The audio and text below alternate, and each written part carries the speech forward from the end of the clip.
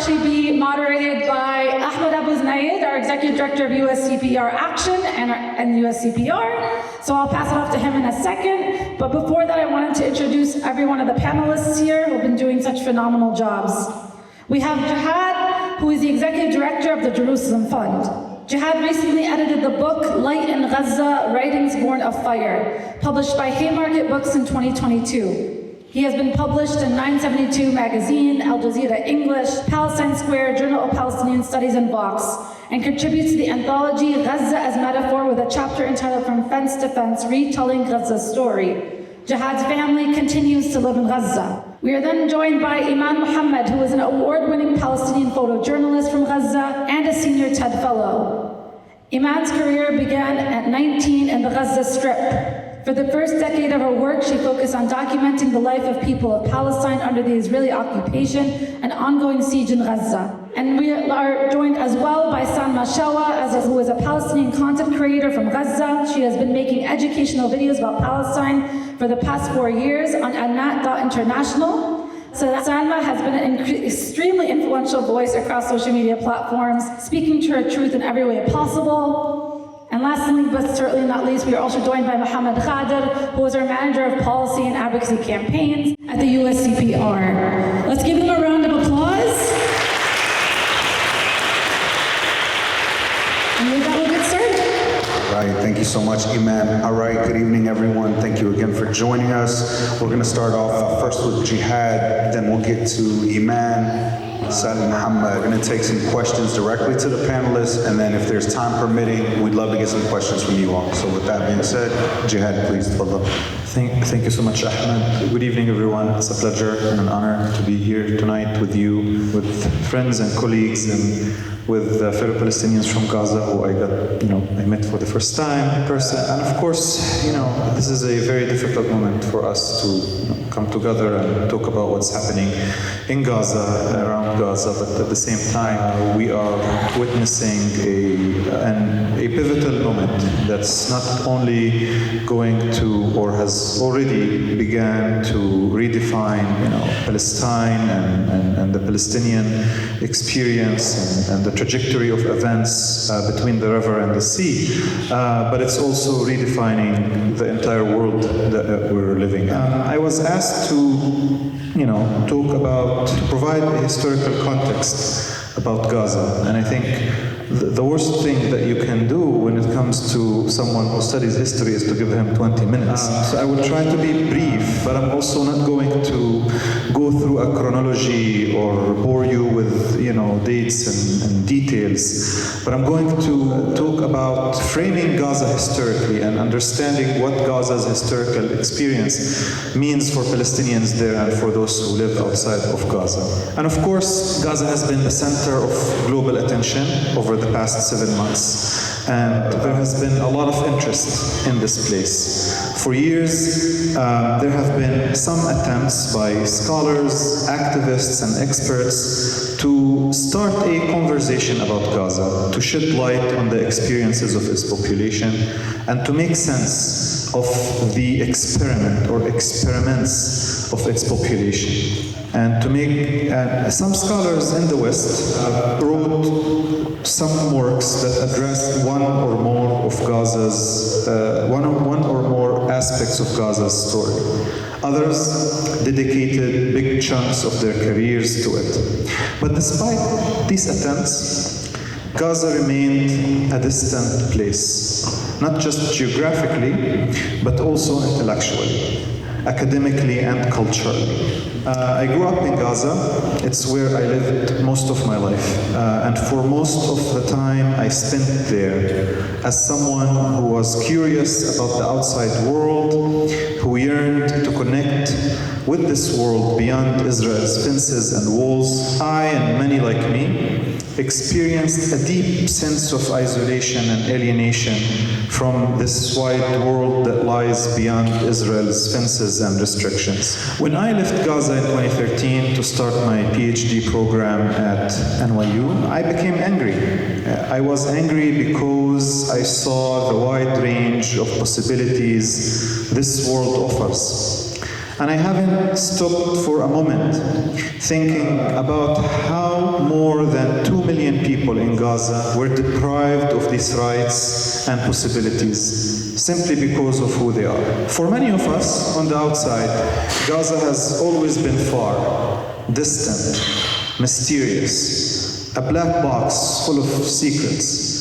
It's as if that Israel's blockade and the policies that for many years restricted freedom of movement in and out of the Gaza Strip have become the rule, and that any other possibility was nothing but an untenable exception.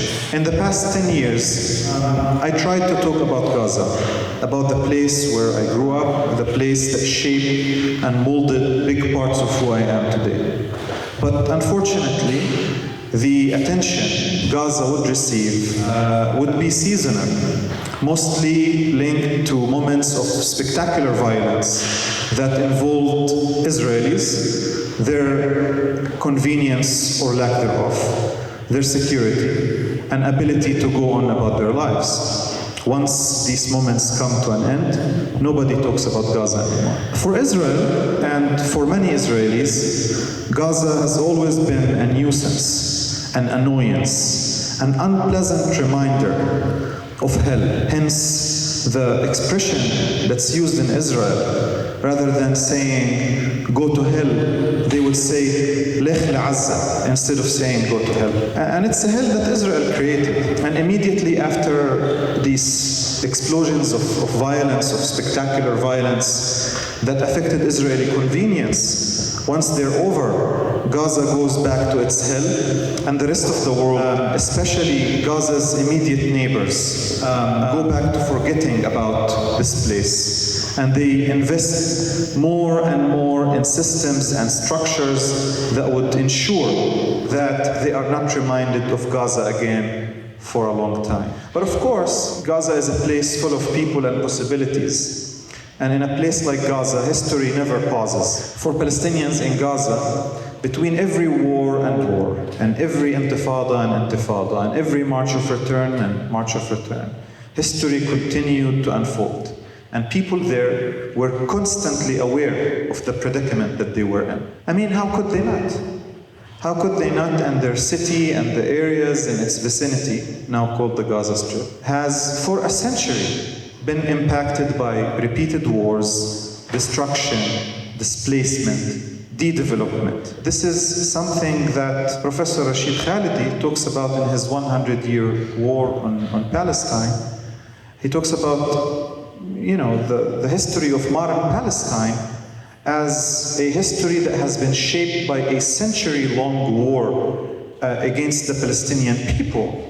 A war that has been launched and waged by external powers and by Zionist settlers. This exact century-long process started in its most violent moments in Gaza during the First World War, when the entire city was destroyed as a result of the British conquest of Palestine. After Gaza was captured in the last week of October 1917, on November 2nd, 1917, the Balfour Declaration was issued. So from the very beginning of this process, Gaza was at the very center of this story, being a target for Israel's violent and brutal wars against Palestinians. From that moment on, Gaza would carry unimaginable burdens and responsibilities. Some were imposed on her, and others were the initiative of its people.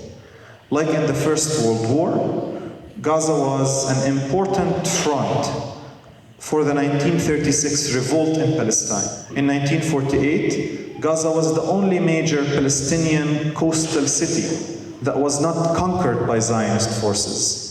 And after the 1948 Nakba, Gaza would become a front for resisting the normalization of the conditions that resulted from the 1948 conquest. In the 1950s, Palestinians in Gaza risked their lives to return to their lands and properties beyond the fence that Israel just erected. Thousands faced the dangers of death by shooting, mines, arrest, torture, and even rape to reclaim their lands and property. During the 1950s, Gaza opposed attempts to quote-unquote resolve the Palestinian refugee issue by resettling Palestinians in Egypt, Iraq, Syria, and elsewhere, asserting its rejection of such plans and schemes.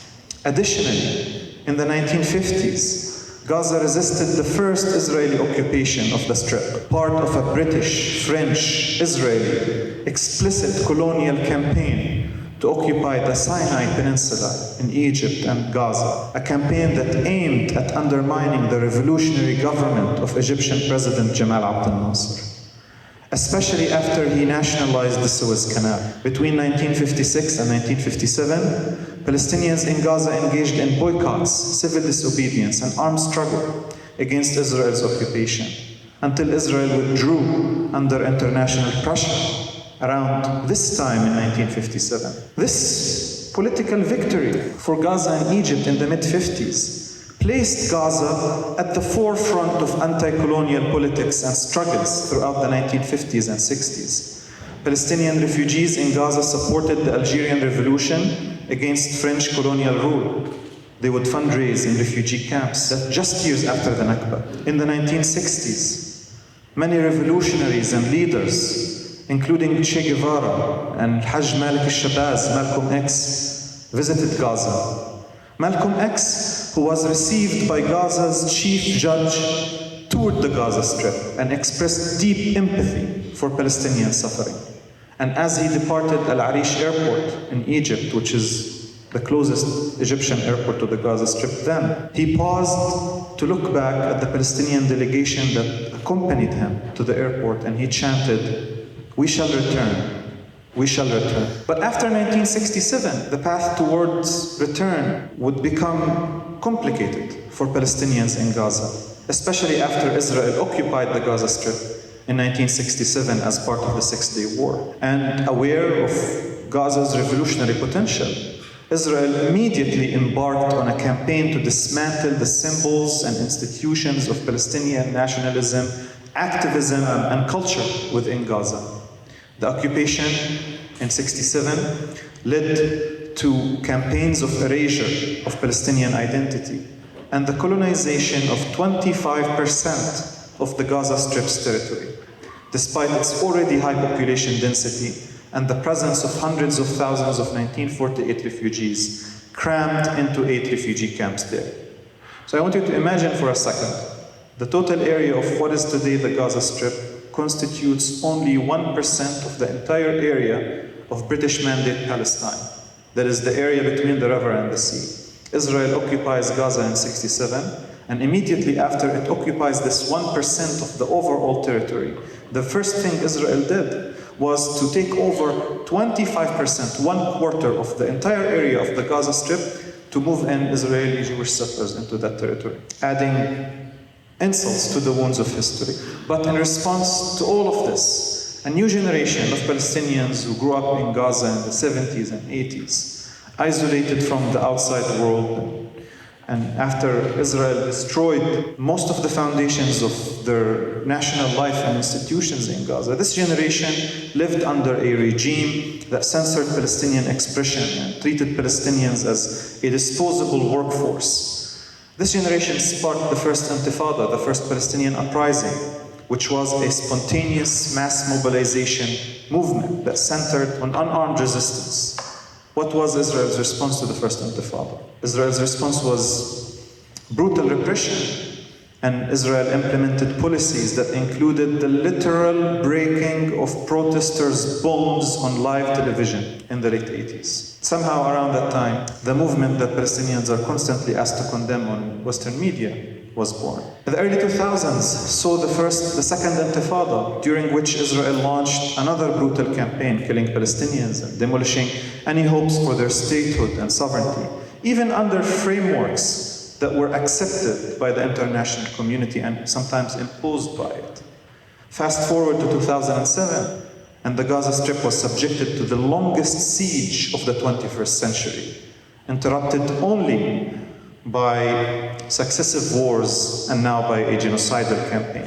This history, which I cannot fully capture tonight, returns us to the fundamental issue that began in 1948 and persists today. On one side, there is Israel, a state established through the geographic and demographic re-engineering of Palestine as a country, disrupting the lives of Palestinians to maintain a Jewish majority demographic reality. On the other side, there are the Palestinians who have consistently rejected their erasure, displacement, and destruction. In this context, Palestinians are the rational actors, and they have responded to these actions in a manner that has always been normal and always been human. And despite years of portrayal by Israel and its allies of Palestinians as irrational and rejectionist, Palestinians have never ceased demanding an end to the process that was initiated in 1948 and which continues today in the West Bank and the Naqab and continues now explicitly in Gaza through every conceivable brutal and violent. So before Israel launched this genocidal campaign in Gaza, killing tens of thousands and flattening cities and communities, a lot of people, a lot of scholars began to discuss what is going on in Gaza, what is this place? What's happening there?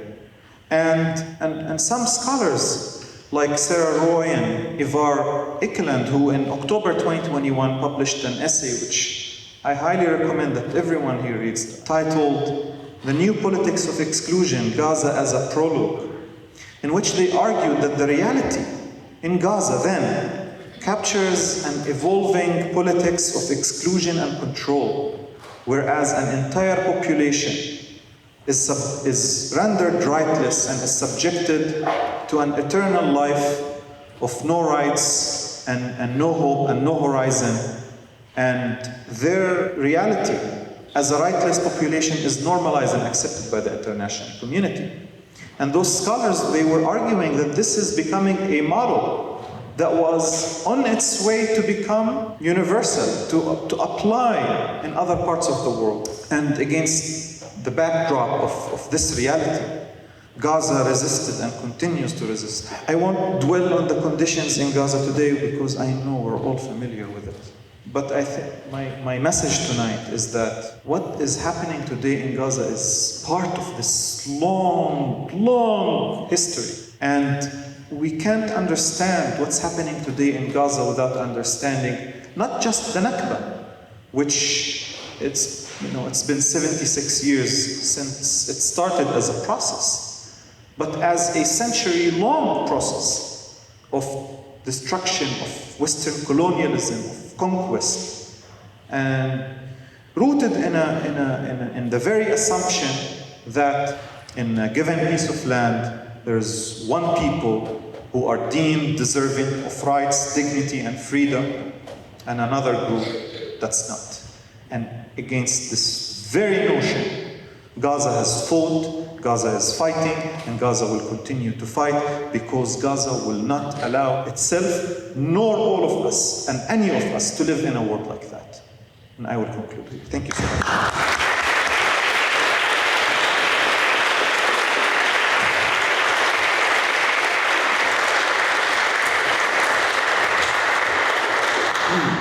Wonderful. Give Jehad his flowers, absolutely. And we're going to hear from Iman next, please. Iman, tfaddal. I feel like it's unfair to follow up after Jehad. The biggest lie that we all had been told, whether outside of Gaza or inside of Gaza, living as Gazans about Gaza, is that by Zionists, by the outside world who likes to pretend and claim ignorance despite having all the tools to not be ignorant, and having the three talking points that really make our brain cells shrink. I'm not going to tackle them all because I would like to keep my same capacity. Is Hamas, that's it. And no to everything. And that Gaza was never occupied. And that one specifically really gets under my skin because I lived in Gaza.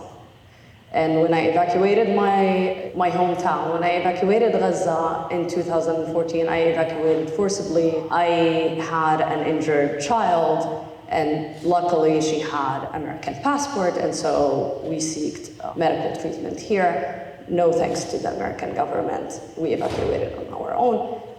But Gaza was never free, ever, starting with 1948. And they can claim whatever they want, but when you control the land, the sea, and the air, that's not freedom. When everything is controlled by the Israeli occupation, and you have to ask for permission for everything, and there are no set of rules of when you will be granted that permission, that is textbook occupation. And that's been the case in Gaza all through life. When you have a siege that starts part-time in 2006 and then becomes full-blown siege, I don't even know what part-time siege is, but we lived under siege all through my life. And then you have permanent siege, which has all sort of restrictions that keep on changing, lists of siege. So construction lists. And then it's because they don't want you to use these items to resist. But what does that even mean? And on those lists, you have soccer balls, glass, chocolate, ice cream, and chocolate is permanent. It was never taken off those lists. Insulin pens. How can you resist with insulin pens is beyond me. Wedding gowns. And I will forget a lot of items that blows my mind constantly. Cilantro. How do you resist with cilantro is also beyond me. Ginger, and so on and so forth. Those items are not for the resistance. Qassam, pretty much sure, do not resist with those items. They don't make any kind of weapons with those items. No rifles are made with cilantro. But it's to humiliate Palestinians. It's to make them feel less than constantly. It's to make them live, but not really. It's to break their dignity. But the truth is, Palestinians don't survive, they endure. And endurance is not the same. And the constant lie that people don't know is that Palestinians don't make life out of nothing. They make it out of pain. And they strive. And they succeed. And our curriculum at school is not made of how to hate Jews. It's made of how to study international law so well that you go outside and you fight for your freedom, for your liberation, for equality, that you flip the equation so well. And that's hope. There's so much trust and belief that the outside world actually want to help you, which is so much optimism. If you ask me, that's actually so much trust that the outside world is not ignorant. It just doesn't know. It just doesn't have the knowledge. And to continue to say what we hear just recently, celebrities, oh, we don't have the tools. We cannot understand what's happening. We don't have the capacity to understand. It's not within our knowledge. That's the biggest lie. That's falling into the propaganda of the Israeli army. That's actually choosing sides already. That's going with the Israeli Zionist army. That's believing with the oppressor side. And that's the biggest, most awful thing we can do. Can you imagine if someone would have said that about the apartheid state with South Africa, or even the Holocaust? Well, we don't know about the Nazi just enough. And not to play God's one law here, but really, can you? Can you believe if that was said about Rwanda? We don't know enough, but people are getting killed there. And it's not within our knowledge. It is. People had been under siege for more than 17 years, and now it's genocide. It's an occupation with the Israeli occupation admission. We know that there's an occupation in the West Bank and Gaza. We know that there's an occupation within the Palestinian 48 land, and that it needs to be dismantled and that it needs to end. And we know that the occupation does not have the right to defend itself or continue. And automatically, that ends the state of Israel. And the more that we say it out loud, the more it's justified. And the less it can target those who say it out loud. And within Gaza, people believe in the idea that they're oppressed, they're sad, we cannot relate to that. Yeah, you can. There are also happy people who continue to create happiness. I'm one of them, Jihad is one of them, Salma is one of them. We're not broken, we're actually the ones who continue talking for our people. If we were beyond repair, we wouldn't be here. Those people are like you. In fact, they went above and beyond to endure that pain. And the more people alienate them, the more they talk about them, that they are some sort of plague, the easiest it is to fall into that propaganda. The easiest it is to disconnect from them. The easiest it is to believe that they are some sort of from Mars. They are, in the way that they flip the scenario continuously. I spent a lifetime documenting them because I'm in so much admiration of their strength. And the stories that I documented about Gazans only reflect not the stereotype. And every time I was commissioned a story by Western media, it looked like a script written for Hollywood, telling me exactly how the story looks like, and it didn't match the reality. It never did. And that's why it's so risky and damaging for non-indigenous editors and media that is mainly for profit, not journalists, but media, corporate media, to control the narrative. And the more that we push against that, the more that we're not able to even do our jobs. And we're all seeing it now. You all observe and see how disconnected that narrative from what's happening on the ground, thankfully, for the censored social media. Even with the censorship, you're able to see it. And you see how it just doesn't match. The headlines don't match. Palestinians drop dead.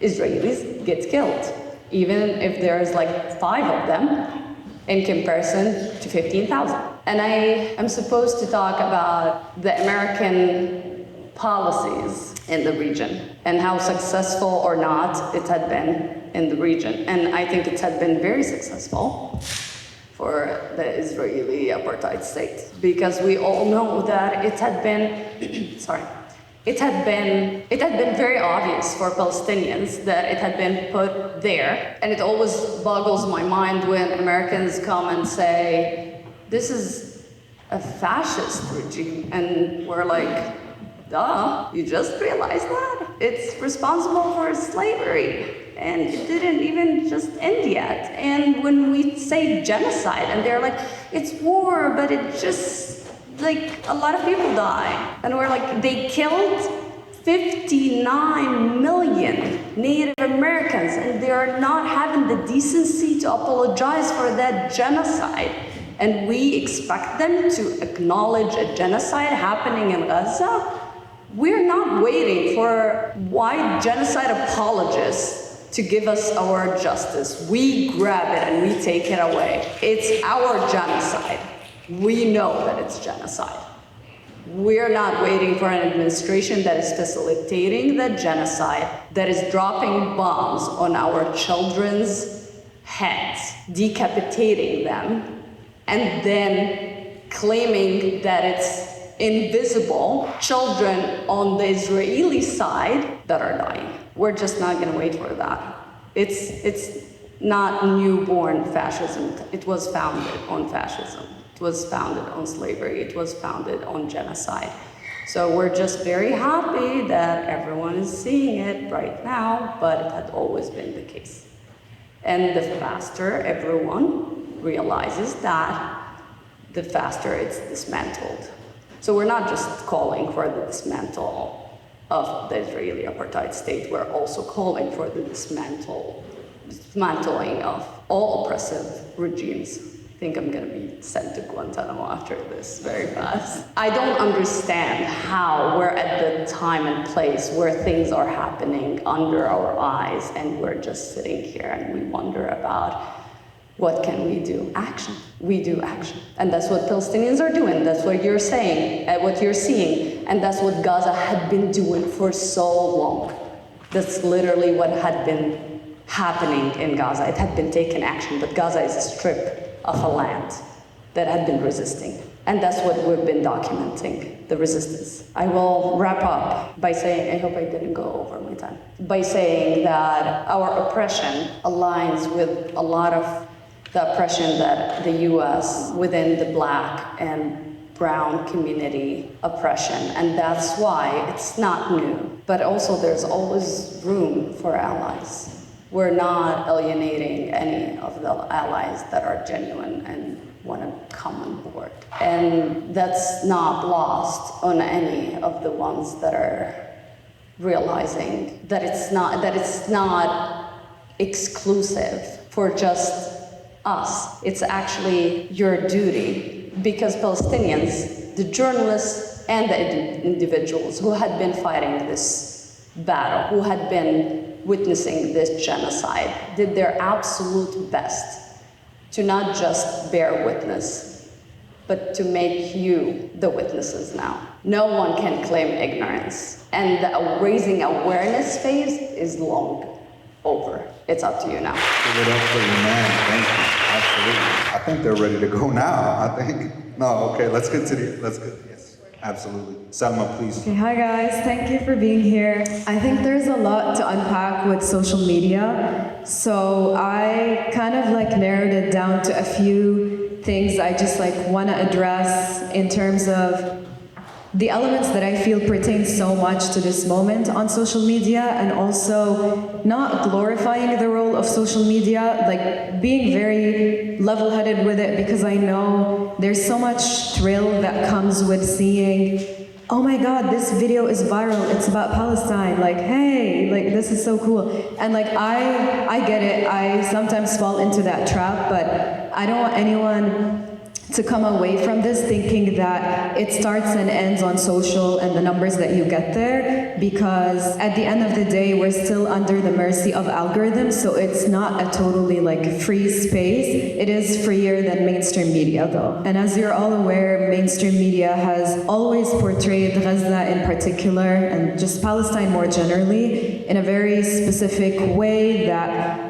is not really fair to Palestinians living there, given our achievements despite of the blockade and the occupation and this gruesome siege. And social media has provided us with an opportunity to finally connect with so many people and tell our stories and show all the sides of living in Gaza, because yes, life was never perfect there, but we're able to show both the perfect and imperfect and everything in between on social media. So that's why I think it's been super powerful, super important, especially during this time. I wanted to bring some examples of things I've seen on social media that, for me, defy capitalist mentality of individualism and reassert collective power and the power of having numbers on our side.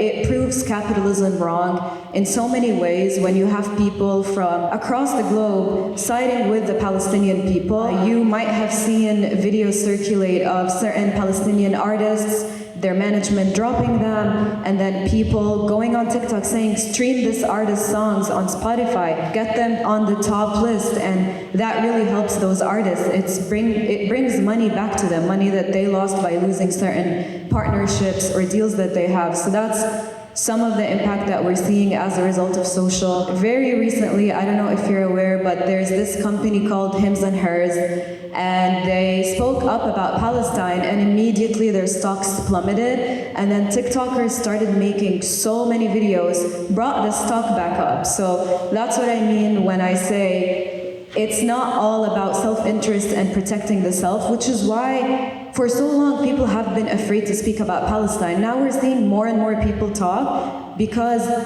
the more people talk, the more protected we are. So yes, there were a few of us that they were going after, but now there's simply too many people to fire everyone and to just, go and sell all the stocks in whatever company speaking up if more and more people talk. And I think that's what we need to do on social, is force more people to speak up about it, because it protects us all as Palestinians and as allies, and it moves this movement forward. And I know Jihad mentioned academia, and I think obviously social media is so important now because of the way that knowledge is disseminated, where for a long time academia has had a monopoly on the production of knowledge as it pertains to Palestine. Intellectuals are complicit, if not perpetrators, of what's happening because of the way that they've always talked about Palestine in their, 100-page scholarly articles that are behind a paywall. And finally, social media has created a way for average people that don't read all this dense language, this complicated stuff, to relate to people from Gaza and to learn about what's happening. You don't need to go behind a paywall. You just go on TikTok, you go on Instagram, you go on Twitter, you read what people are saying, and that's how you learn. It's not in the hands of academia anymore, and I think that's a huge threat to them. It's threatening them because a lot of these academics that have been Zionists and pushed Zionist books and articles feel threatened that there's a challenge to this knowledge that they've been trying to convince everyone of, and I think that's where we come in as content creators, to kind of undo all this propaganda that academics feed us and mainstream media feeds us.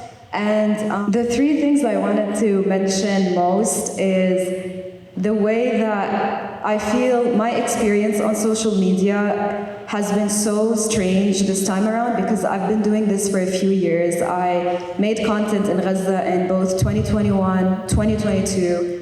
No one was looking at my stuff. I had 20,000 followers on TikTok, and I love, the first 20,000 are my favorites. I just love them. I know them when they comment, I'm like, they're OG people, but I think it's been insane. The way I used to get crazy comments on TikTok from Zionists, and even from people that are not Israeli or Zionists, just random people seeing me in short sleeves in Gaza, being like, oh, I thought women were oppressed, you can't wear that, you're forced to put on a hijab, all this misinformation and stereotypes, and that was predominantly on my comment section. And I think this time around, people's consciousness has shifted so much that I rarely see those things thrown around. It's always so much support from people who just learned about it in October, when the genocide first started. And it's been actually just so crazy to witness that shift, and important to keep that in mind, because it's really important for us to remember where we were just in 2021 and 2022 in terms of how people talked about Palestine, and where we are now as a result of this parasocial element that social media allows people to have. And that brings me to the next point about parasocial relationships, where at the beginning of the genocide, obviously Mu'taz, Bisan, they were all blowing up, people were relating to them, and that was great because people had eyes on Gaza. And I thought, oh my God, this is the first time that this parasocial connection that people often have with very toxic influencers and celebrities that promote consumerism and bad habits, it's finally going to people that actually deserve it, people that can actually influence your kids in a better way, to create a better future.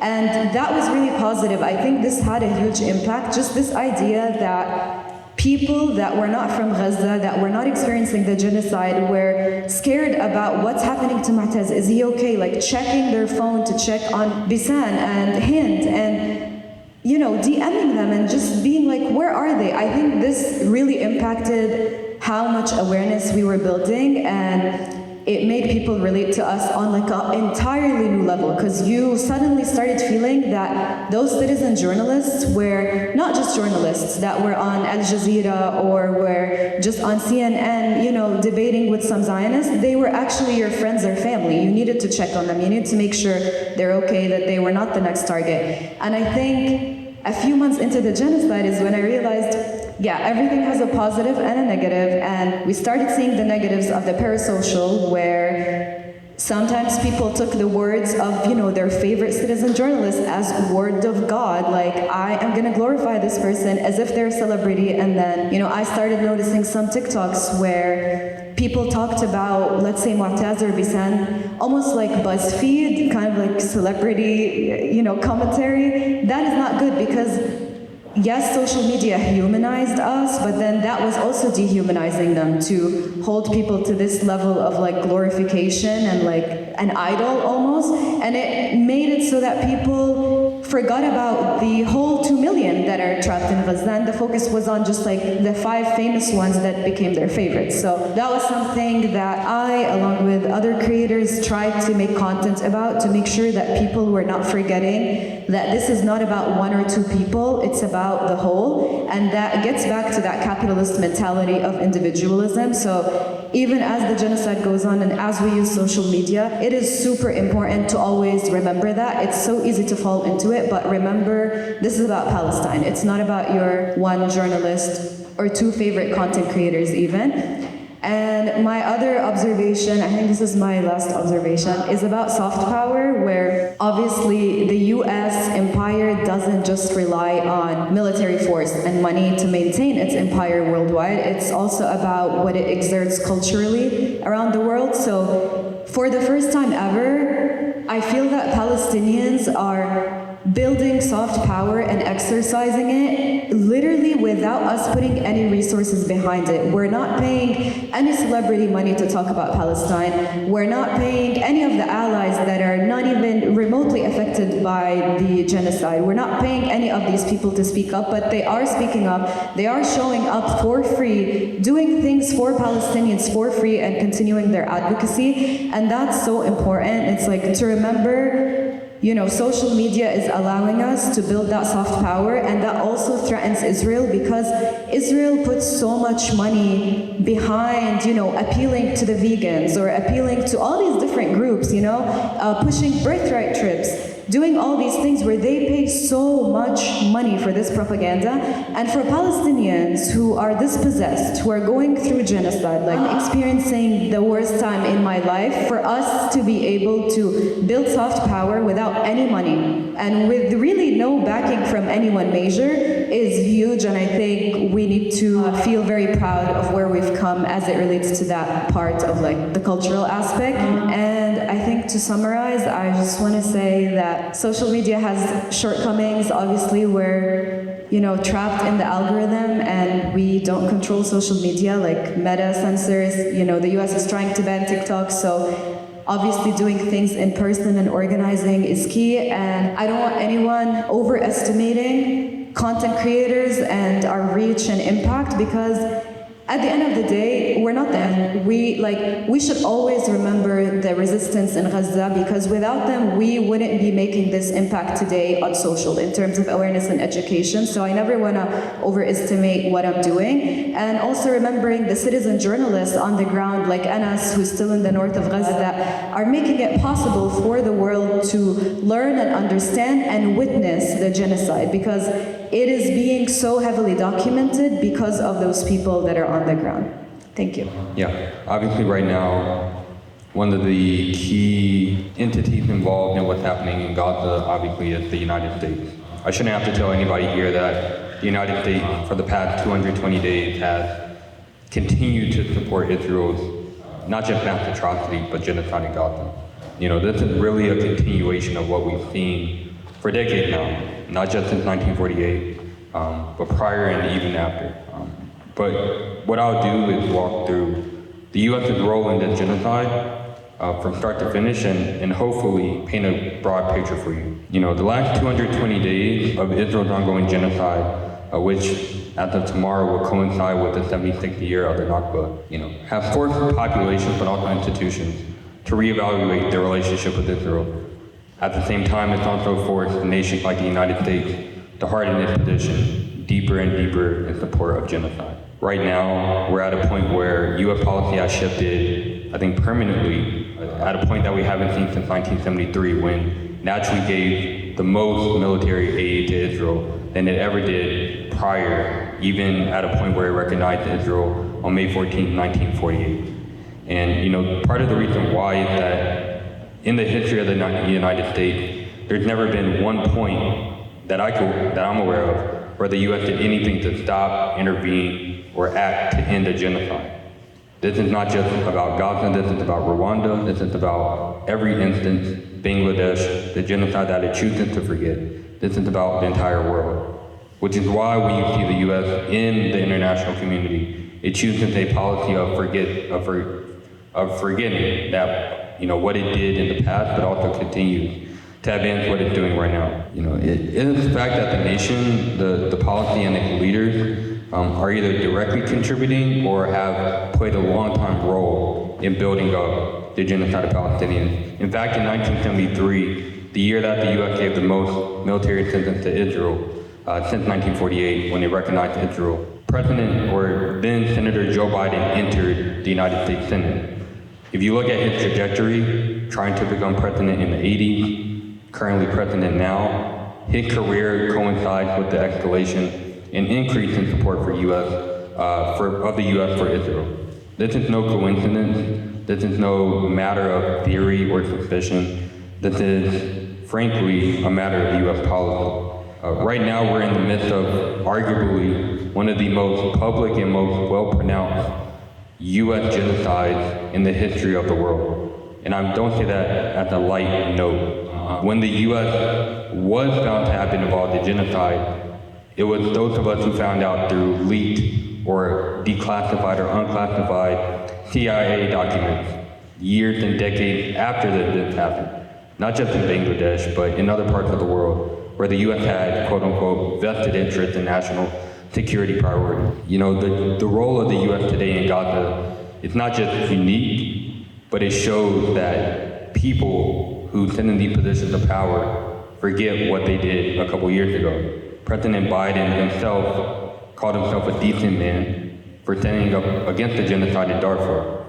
He was around when the genocide in Rwanda was happening, as President Clinton and his administration refused to say the word genocide in Rwanda. U.S. policy, I don't have to explain to many people here, has taken shape over the last few decades since Harry Truman recognized Israel today in 1948, only 11 minutes after the U.S.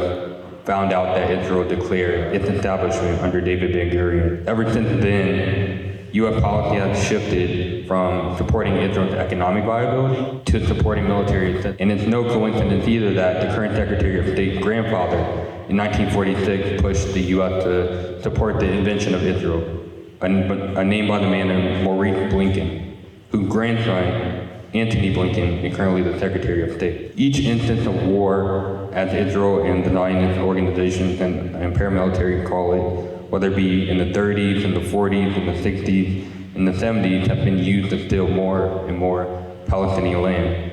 It's no coincidence that Israel's quote-unquote war here, or the genocide that we know have been used to likely steal more Palestinian land in Gaza, but also continue with activities in the West Bank. Gaza, for many of us in the policy space, is the epitome and the representation of what Palestine has become. It's the center of the universe. It's the representation that the refugees of the Nakba continue to endure genocide, ethnic cleansing, and forcible displacement. But it's also a continuation of the U.S.'s role in genocide, not just again in Palestine, but around the world. Genocides don't happen out of nowhere. Genocides are often planned, as we knew was planned out in 1948 with the Nakba, but they're also a build-up and a culmination of a sequence of events. When we look at international comparisons and parallels, the U.S. actively armed Uganda, where groups who carried out the Rwanda genocide got their weapons from and used them in 1994 to commit a genocide that, frankly, mirrored no other. Over 800,000 people were killed, sequence of events, dehumanization, reinforced through various entities and mechanisms. But as we saw with Rwanda, and as we saw with prior, the U.S. has spent decades building up Israel's military capabilities, not just with weapons, but legitimization, with support, and with brandishing, that the U.S. is Israel's strongest ally. Now, after 2 decades of a total air, land, and sea blockade that again has been brought up throughout the panel, it's no coincidence that Israel is carrying out what we consider in the policy space as its ultimate objective of the blockade, the genocide of Palestinians in Gaza. And international law, domestic law, is very clear. But as we've seen since October 2023, none of that matters because as long as U.S. officials continue their support for Israel, laws have no weight and laws have no binding. Now with genocide, there's often an exceptionalism or an exceptionalization of genocide.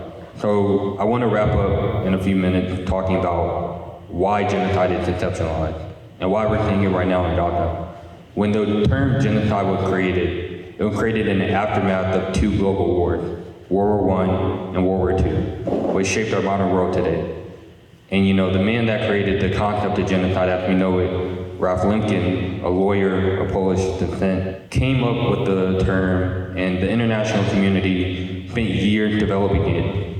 And actually, the Genocide Convention was conceived only months after the Nakba began, officially in 1948. The agreement was adopted, or I believe accepted, in December 1948, meaning that as the world came together to declare never again, to create a pact that would prevent genocide from ever happening again, it actively allowed the genocide of Palestinians in Gaza to begin, meaning that the exceptionalization of genocide began and ended with the Holocaust. And it never did anything to recognize the Armenians, it never did anything to recognize the people in present-day Namibia, which is occupied by Germany, where the testing of killings and testing of torture that would carry out in the Holocaust was performed. You know, this also means that Palestinians not just are enduring the genocide, but enduring the overall objective of Israel today, which is to not just prevent Palestine, but to bring about the complete and total destruction of Palestinian society.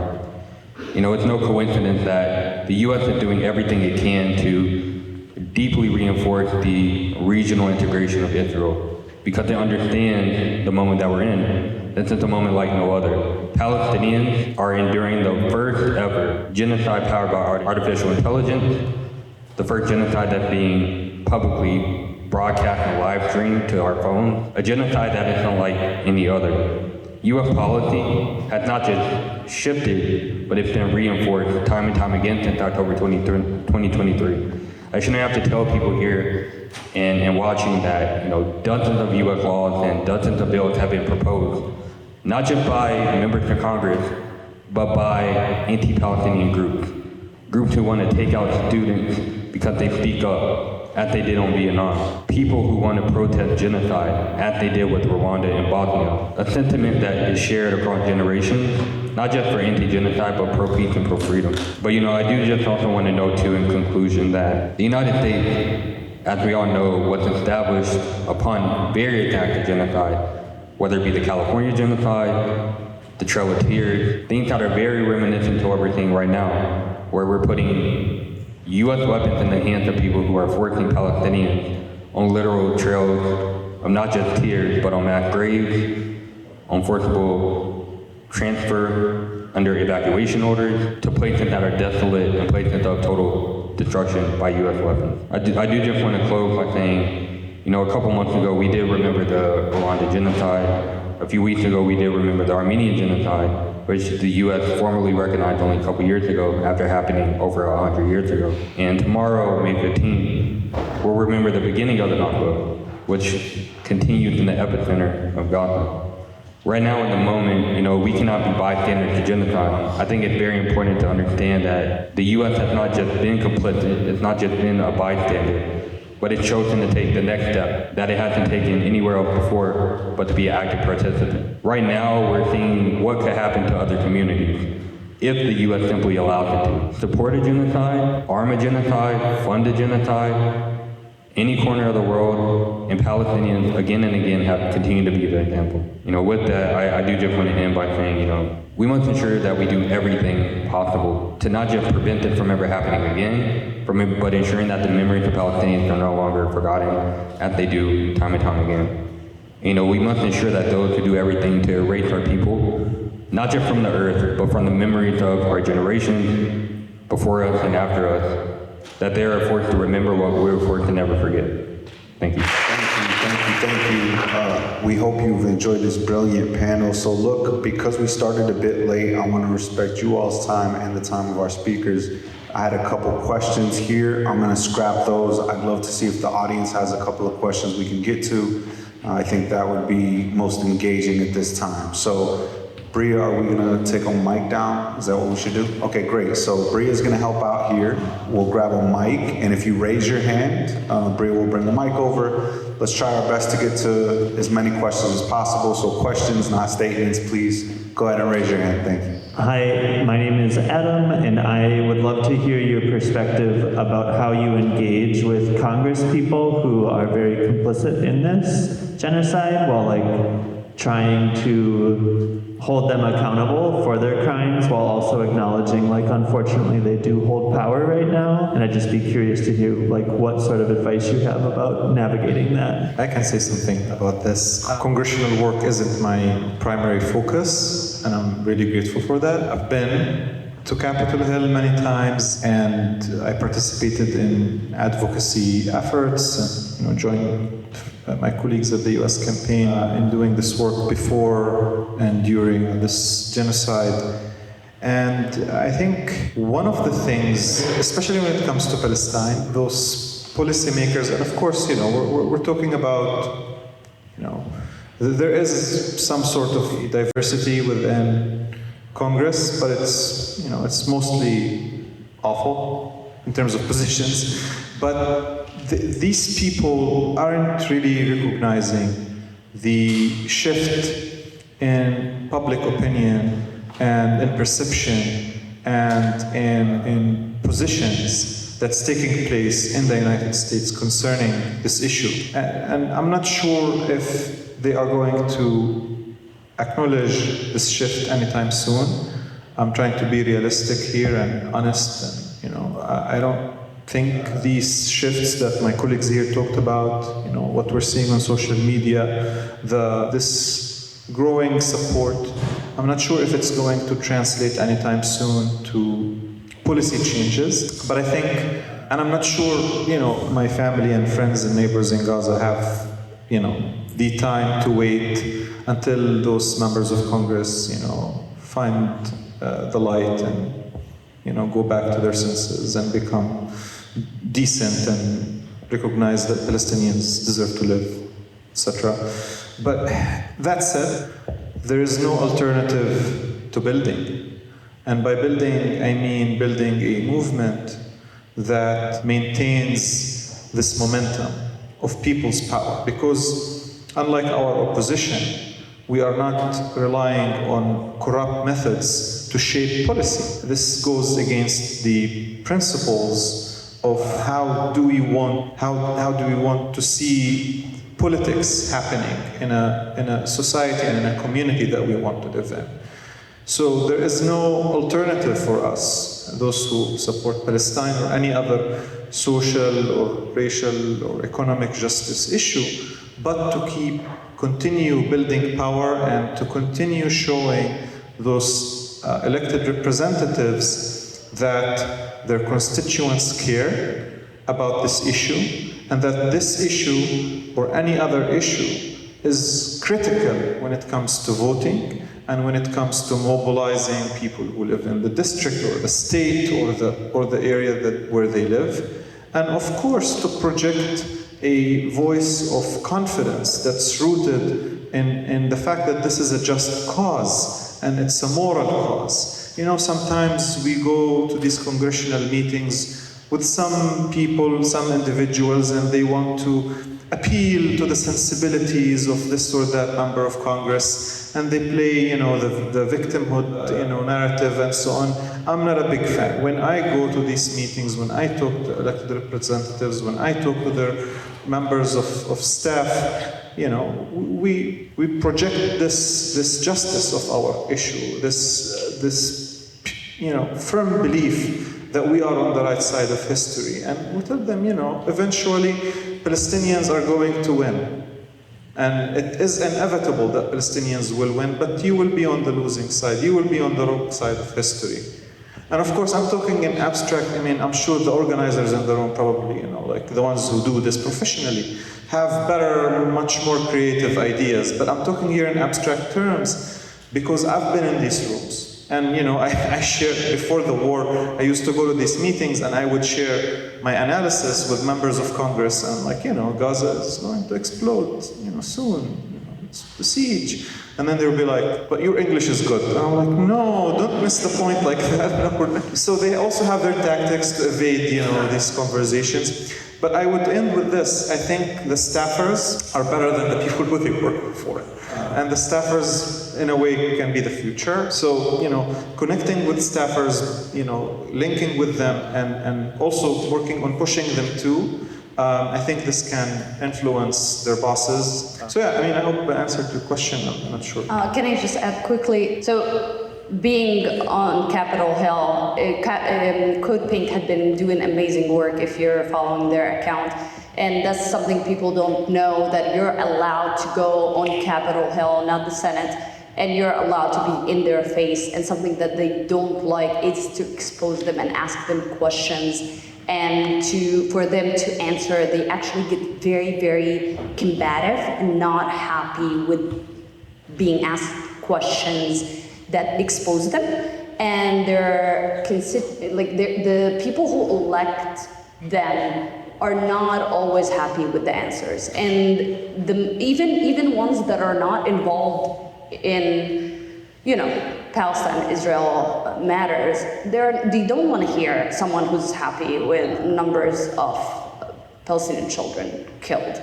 And that get them to become less popular. And so you can just go to their accounts and see the comment section. And people who say, I'm not pro-Palestinian, but I'm not happy with this. And so that get them into the hot seat. And so maybe not meeting with them will get you into results, but just exposing them to a certain extent, get them to be less popular and maybe not getting elected again. And so that it's actually effective.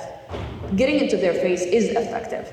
Journalists are not necessarily positive and effective when it comes to Palestine, and they are very, very, Western journalists are very passive, but they like clicks and they like popping news, and so they don't like attention. And they've been parading hostages and pro-Israeli posters, but the more that they are doing this, the more negative feedback they are getting. So it's actually, it's working, and they are not happy with the attention that they are getting. We're getting somewhere, and it's more effective than people know. So just answer. Thank you both. Okay, let's see, where's our next question? We have one in the back, okay, and then we'll get to you. So 2, 3, okay, 2, 3, 4.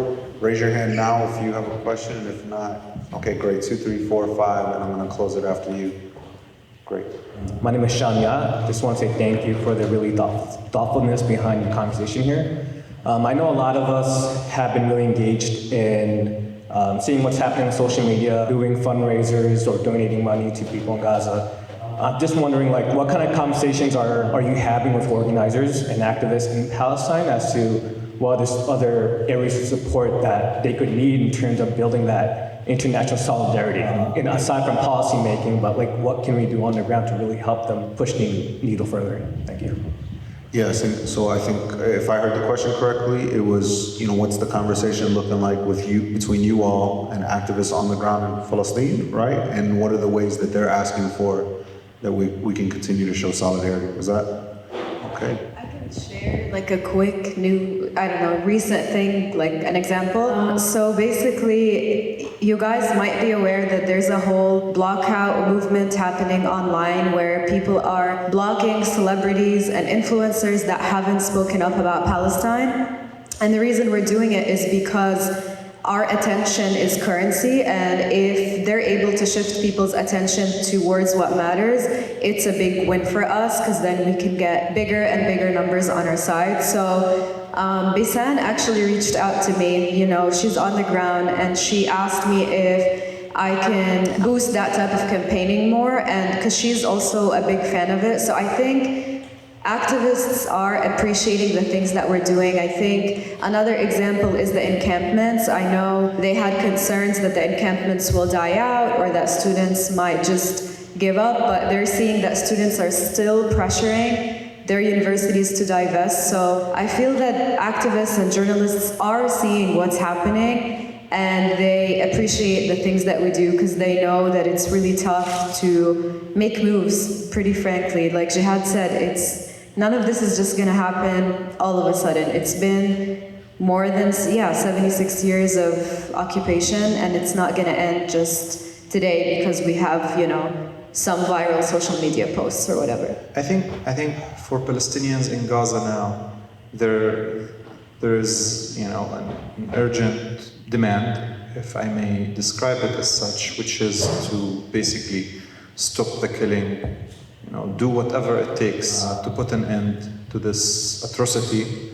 But long term, I think there are key important universal lessons that need to be taken from this moment and should become at the very core of our organizing, of our politics, because like I said in my talk, what's happening in Gaza isn't just about Gaza. It's about creating realities where large populations are rendered rightless and stateless and forgotten. And this is the model, this is the vision that some of the ruling classes in the world and oppressive forces are advocating for, whether economically, through economic means or military means or a combination.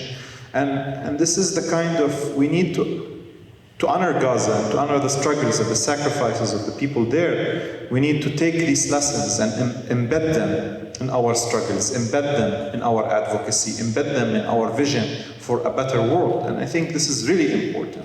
We can't keep talking about Gaza in terms of, like the bloodshed, and of course we need to address that. But also, it's bigger than that. There is something philosophical, something fundamentally, deep that's going on in Gaza. It's not just about, combating a settler colony. It's about what kind of a world do we want to live in?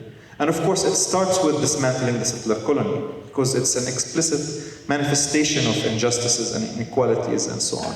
But it's bigger than that. And so, I think moving forward, and this is something that doesn't necessarily have to happen in a conversation with, this or that activist in Gaza. I mean, people are now displaced, they're all over the place. Who knows who's going to be alive or not. But Gaza is and will continue to be alive through these lessons and through these meanings. And new institutions and ideas and notions will emerge, but they will revolve, and they must revolve around, Gaza's story and narrative and this trajectory that Gaza has been in, so that it comes to a conclusion, but also so that it's not replicated somewhere else. So I'll stop here, and I know there are a lot of questions here. So I think what we'll do then is we'll have questions 3, 4, and 5, if you all can each give them, and then we'll have our panelists try to answer, and then we can wrap up. So number 3 right here, perfect. Hi, good evening. I just want to thank you guys for your time and your passion behind all your efforts. I'm Turkish American, and so these conversations of genocide and whatnot are no stranger to me. I grew up confronting them from a time when I was young, and having grown up Turkish American, I have this sense of disillusionment with the current world order, especially living so close to the imperial core. For you emigres from the occupied lands and the places witnessing, experiencing imperialism and colonialism firsthand, I'm going to focus on the semantics war and the war of words, talking with genocide. Words don't seem to mean what they mean, so as the word genocide was created by partial intention, if I didn't misinterpret, to mask what was already done and to provide exclusion and exclusive rights to certain classes of people.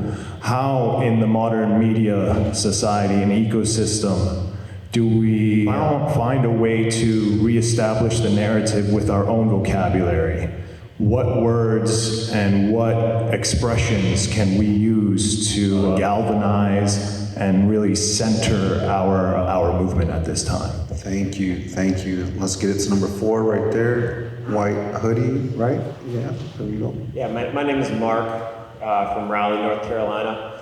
And my question is, I saw a video today. It was a little boy, and he was out feeding cats.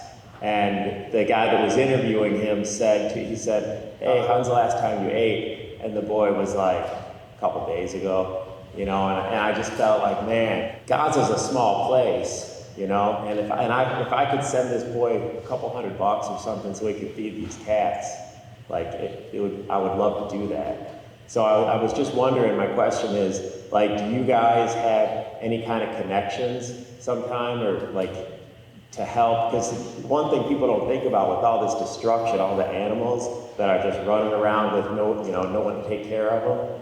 So like I would love to be able to help the animals, feed the cats, feed the dogs, send somebody some money to buy some food. So, maybe afterwards, if anybody has any kind of connections, I'd love to find out where I could send somebody some cash and they could buy some food for some animals. Thank you, Mark. Okay, and then let's hear question 5, and then we'll give our panel an opportunity to answer the question they'd best like to answer. First of all, Shukr, my question is about international order and the collapse of the liberal international law. With Gaza being such a shift in public opinion on just the relevancy of the current establishment of international law, how do you imagine the decolonization process to look like? We've seen the student encampments, we've started to see some institutional divestment, obviously not enough, but steps towards it. And I don't want to minimize these steps, but I also want to hear from what you think, looking at historical examples of South Africa, typical decolonization from Britain, France, etc. How do you think this will move forward, and what realistic steps will it take? Thank you. The question about decolonization is the perfect final question of the evening. Okay, so the first question we had was about vocabulary. Second, direct mutual aid, particularly to those taking care of animals, and then decolonization. So, who wants to go first? Okay. Yeah, so appreciate your question about the language of genocide. It's very interesting because when genocide, the conception of genocide, right, became a concept in the middle of two major genocides. The end of the one that shaped modern Europe, and then the beginning of one that shaped the modern world. And I do think that the language that, you see, for example, where people say, Israel had claimed X amount of land, or, Israel's population, right? I do think we need to be very intentional in our language, in that, what Israel calls a war coincidentally mirrors what acts of genocide and ethnic cleansing look like. It's no coincidence that Antony Blinken's father supported the mass immigration of settlers. It wasn't a mass immigration of, people from, within an area. It was the creation of a new settler population in an area committed to establishing. And if you actually read the language of the Declaration of Establishment, it doesn't say, we're creating the state of Israel to benefit Israel in the future. It says, quite frankly, the Declaration of Israel and its establishment was meant for what? The Zionist movement and the rest of Israel. Two things that are genocidal in nature that go back as the United States was deeply involved in the Civil War. So, there's politics of language. It's the reason why the U.S. only recognizes like 2 to 5 genocides that have ever happened in the history of the world. It's why you see people not even being able to say the word Palestinian. But, there's a longer conversation that could be had with the language of genocide. But, genocide is the crime of crimes. But when we look at the history of Palestine, it's often never enough to describe what's happening. So I do want to respect the sensitivity, and I know there's a lot of different terminologies that people can use that are either sufficient or even still not enough to describe it. But to your question on decolonization, it's also really important to remember why the international system that we know now was created. The international institution was created for 2 purposes: to prevent the world from ever falling back into the war or into a process or cycle of war that the world was forced down into, not just World War II, but also World War I. But we have to remember, between World War I and World War II, there was what? The League of Nations. The League of Nations is why Palestine is not Palestine today. The League of Nations provided a Class A mandate to the British Empire, which allowed it to transition former Ottoman lands owned by the Ottoman Empire, which ended as the League of Nations provided the mandate, for the British Empire to transition into quote-unquote independent sovereigns, which is why Syria, Iraq, all these places rose in what we know now, even though there is a Sykes-Picot Agreement and all these other things. But regardless of that, the institutions and the model that exists today, it's a direct correlation with the failure of the League of Nations. And you often hear President Biden, Secretary of State Blinken, all these high-ranking diplomats with fancy titles, but don't seem to understand the history of the issues that they talk about. Always cite this one thing: the rules-based order. The rules-based order is not international law. The rules-based order is a parallel structure that allows certain countries with certain powers and certain resources to do as they wish. So, just to your point, the decolonization process is directly tied to the end of the international order as we know it. There needs to be a new order, there needs to be a new structure. As Jihad said, it's not just colonization, it's not just colonization, it's imperialism as we know it. Can I speak to the languages one?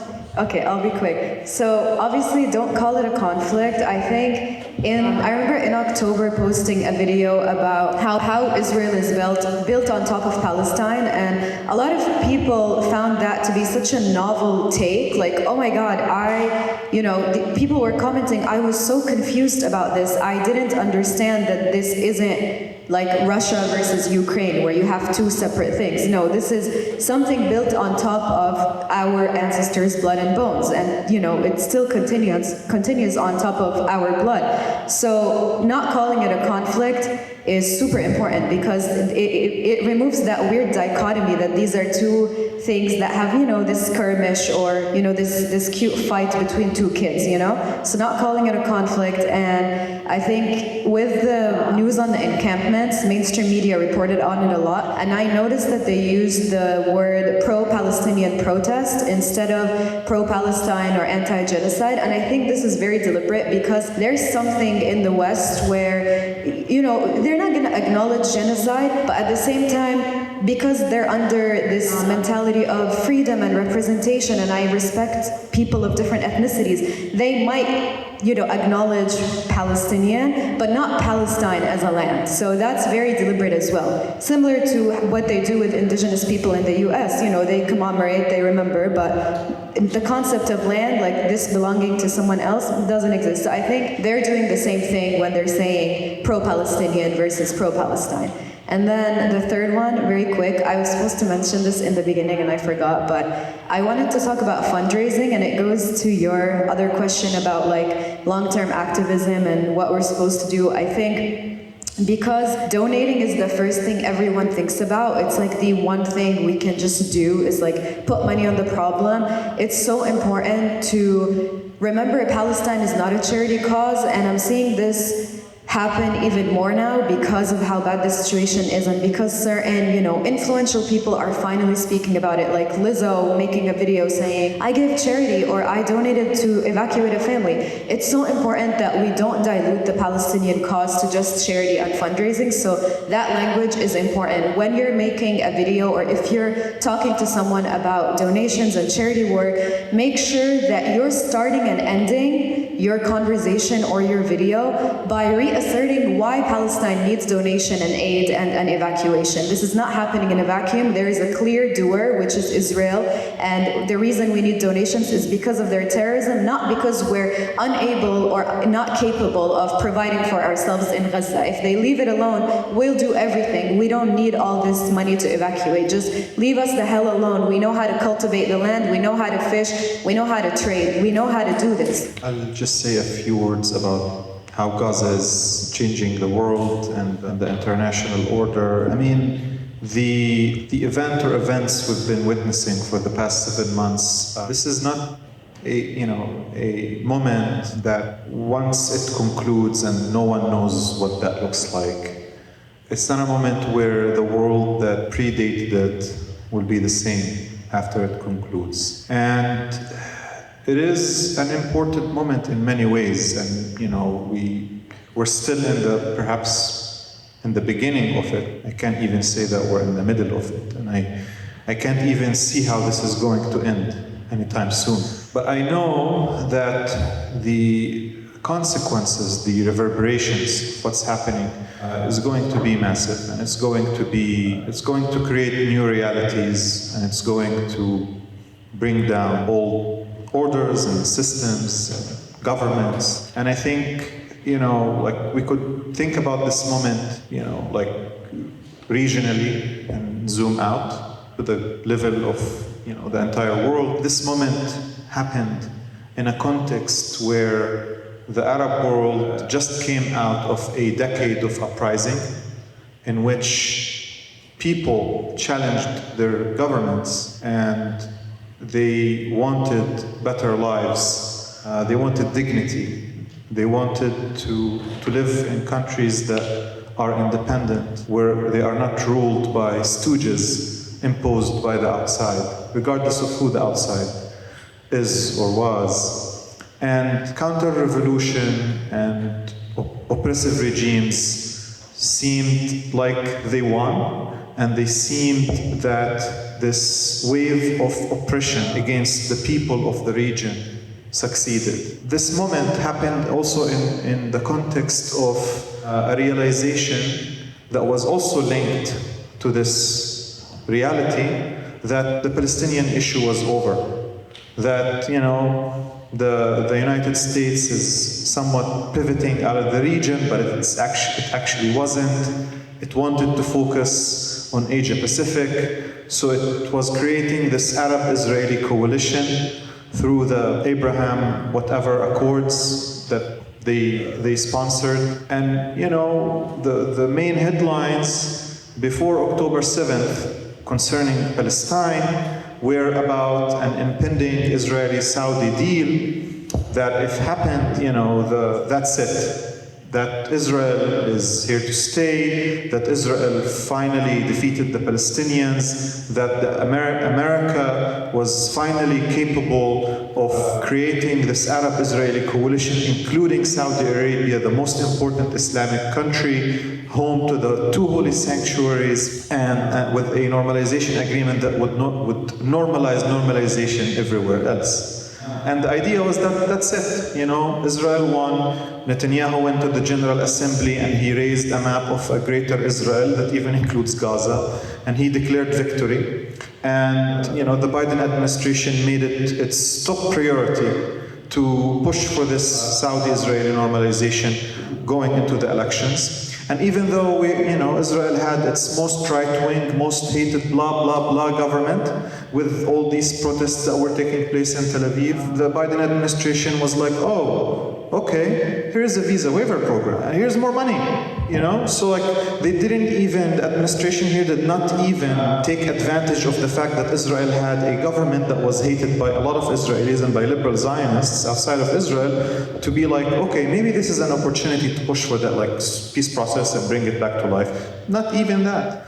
So, basically, this is all happening now against the backdrop of this context. A context where the people of the region were announced dead by counter-revolution, by oppressive regimes, in the context where Palestine and the Palestinian issue and the struggle for Palestinian liberation was considered a marginal detail in this, big game of geopolitics in the region and so on.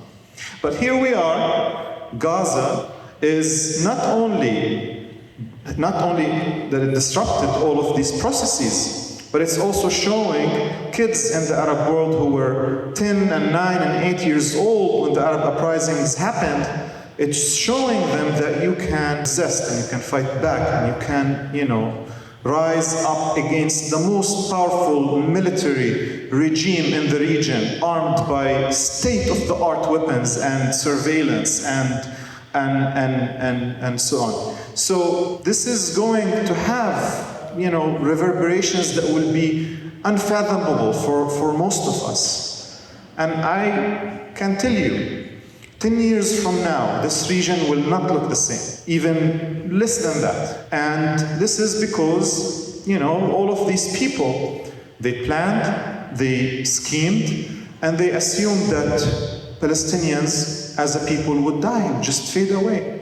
But this is a lesson that if you read history, if you just sit with your books, Jared Kushner read 25 books going into his, career as whatever. But if you read history, Palestinians have always proved that they're capable of rising again and again, and giving the world these models for resistance and for reviving a national struggle for liberation. So I can't predict the future, but I can, with a lot of certainty, tell you that nothing that we see today in this region will be the same in 5 to 10 years from now. Just to conclude, I think if I understood your question, what you're seeing and why this movement is attracting a lot of attention and a lot of global attention is not because people are standing in solidarity with just Palestinians and they want to help those in Gaza and they are triggered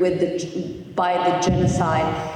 It's talking to a lot of their agony too. And that's why the administration here, that's why the American system and the Israelis, they worked so hard to destabilize the work for democracy in the Middle East, for example, Libya, Tunisia, Egypt, because it will affect Israel and boycotting Israel so negatively. But at the same time, there is a lot of oppression happening here. There's a lot of oppression happening in other countries.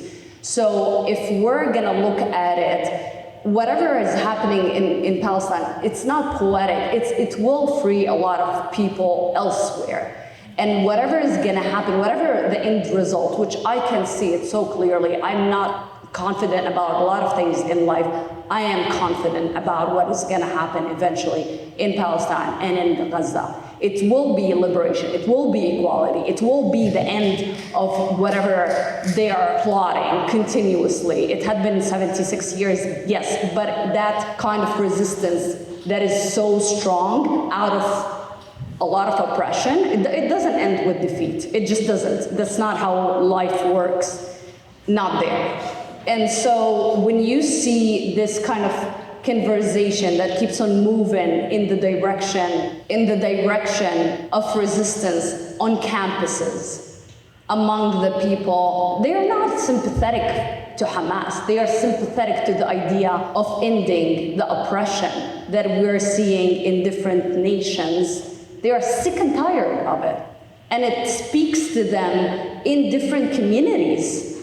And it just doesn't, nothing looks appealing. You have this life working 7 to 7 and then take my money and bomb other people. And so when you say, what is the path? Resistance. And really, we're peaceful to those who are peaceful with us. I am being taken to Guantanamo very soon. And so what you're seeing with the global intifada, I should quote it like that, but it is a global intifada. It's a total uprising that is non-ending. It's done. And so we're moving past oppression forever. And so when they are boycotting celebrities, when they are boycotting, they are doing it with vengeance. Like they are doing it from the bottom of their heart because they are sick and tired. It's done. They don't want to give them their money. They don't want to invest in weapon companies. We're seeing it in Colombia. Those are like the fanciest of the fanciest. If anything, these kids are very comfortable. And when you see it in those kind of platforms, it's done. This is the end of the end. It's not coming back. This is the point of like the turning point. Yeah, whatever, you get it. We're done. I hope throughout this session you've been able to glean a bit more information around the history and the current moment in Gaza, the urgency of the moment for us, and of course, I hope you've begun to think and internalize how folks here and folks in Gaza have asked us each to show up for the people in Gaza, but also for decolonization, for an end to imperialism, for justice domestically, just as we seek for justice abroad. Let's give our panel one more round of applause. Absolutely. Show them some love. Absolutely. You see this right here? Do you all see this? It's beautiful. Thank you once again for joining the U.S. Campaign for Palestinian Rights for this session.